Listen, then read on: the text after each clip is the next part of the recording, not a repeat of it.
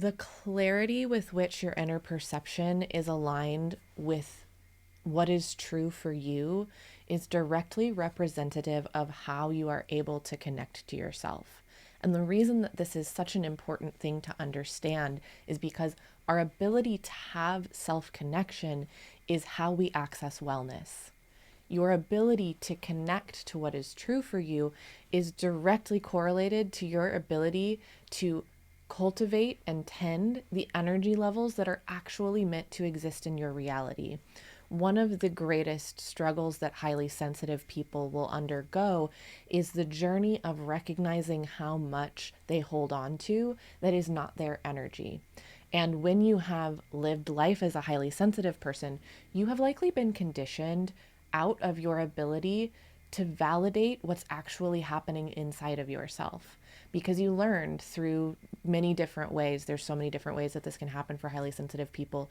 You learn that your inner reality is not what everyone outside of you is experiencing. And we live in a world where there's so little permission to have difference of opinion, to have difference of experience. And so what that has created is, frankly, a belief system where humans go around policing one another and putting each other into boxes that are not even the people who are doing the policing, it's not even their perception. So we end up as humans bringing in these external perspectives. Again, your perspective is directly related to your ability to have connection to yourself, because your unique perspective is what allows you to stay connected to yourself. And so when you're identifying with these belief systems that are not actually your perspective, which can only be determined through your experience of yourself. Your unique perspective has to come through self-reflection and through time spent listening to who you actually are. So few people have done this work, and so they're really susceptible to systems that want to come in and condition them into a certain set of perspectives. It feels easier, I think, in a lot of instances to go with someone else's spiritual authority, because ultimately this is a conversation about spiritual authority. It often will feel easier to go with someone else's spiritual authority, because then you don't have to do the work of sitting with yourself and learning what your perspective actually is, because we have been conditioned in a world that teaches people to go with external perspectives over taking the time to get to know their own. It does feel like a daunting task to decondition your mind in this way. And so the highly sensitive person, because they have such a unique inner perspective in contrast to what is modeled in the world around them, in order to survive the world, they often end up having to turn off the voice of their inner perspective. This is the same as saying turn off the voice of your intuition. When we do that, we become more and more full of energy that is actually not ours. We often become, as a highly sensitive person who has to turn off their inner reality in order to relate to others, we often become a dumping ground for other people's trauma. We become a place where people feel really safe with us because we've learned to see the external so clearly. This is a facet of being a person who brought a vibration into the world in your connection to self that is one that is meant to anchor truth. But when you can't access your inner truth, you end up using that spiritual skill. Truth and the ability to see clearly is a spiritual skill. But when you don't have access to it, you end up using that spiritual skill to see other people. And so people feel incredibly safe and comforted by you, but you always feel a little let down by the safety and comfort of others, because no one really is meant to get that safety and comfort from other. We're all meant to be able to give that safety and comfort to ourselves through self-connection, through that clear perception of what our inner experience is. I believe that this conversation is directly related to the ability to create matriarchy, because under matriarchy, there is permission for everyone to have their unique perception without it being a challenge to the systems of power that want to control people through lies. And so, if you are watching this and you're part of the collective who is meant to receive this message, I'm going to transition into a short energy reading to bring through anything else that needs to be communicated in a specific way in this particular transmission.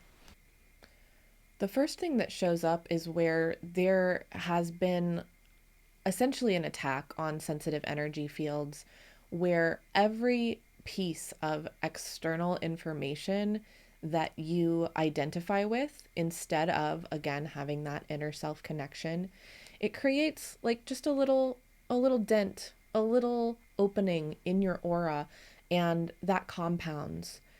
Your aura becomes more and more permeable. And so for many of you, there is this experience where you find again and again and again that you're confronted with this truth from the universe that you can't have boundaries. That is because you have a lived experience that has caused you to deny your own inner truth, to deny your own perception. And so the work of building your boundaries is the work of learning to listen to that inner perception again, of learning to stay connected to self. One of the reasons that this is such an important piece of creating a matriarchy is because that connection to self is going to allow us to create harmony in the world. One singular person vibrating in connection to self and therefore truth is very powerful in terms of harmonizing the collective field that they are a part of. Two bodies vibrating in connection to themselves and therefore in truth is even more effective for harmonizing a collective energy field. And you can see how this would continue and continue. So the work is connection to self, but it's also connection to those who are committed to their own inner truth and knowing, to their own ability to see themselves clearly. This is the work of these times, is to see yourself clearly. And it's not work that's meant to be done through a fixed lens of you can do it wrong. It's a moment by moment process. And this is where we really get to decondition patriarchy and move into something that looks more like matriarchy, is in our own self-forgiveness of where we misstep, of where we make a choice that is rooted in our old conditioning. There is nothing wrong with those things if we use them as alchemical fuel to transform into where we're going next. The only thing that can maybe act to our detriment is if we use those moments to go deeper into our unconsciousness. And even then, that's okay, because it is a result of the pain that you have held for so long. But when you can start to have compassion, which is a matriarchal reality, it is a reality that honors the inner landscape. This is matriarchy. When you can have compassion for the unconsciousness that you have had to hold in order to function on this planet that has been built on lies, you can heal. It can be that simple. And it's a moment by moment process. It's step by step. It's not something that maybe even will happen in this lifetime. And we have to trust that just because the matriarchy may be lifetimes in the future, that does not negate the work we do now. That is matriarchy, building something now, even though we don't know when we will see it come to fruition.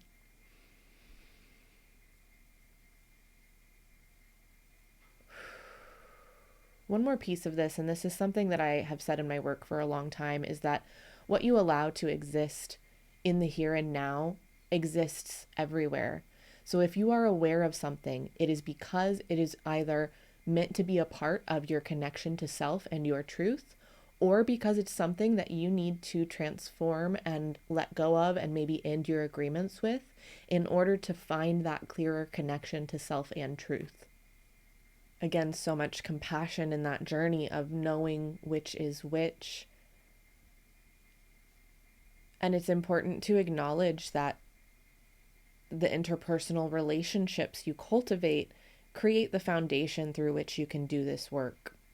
So for some of you, there is a message there in who you share your energy with.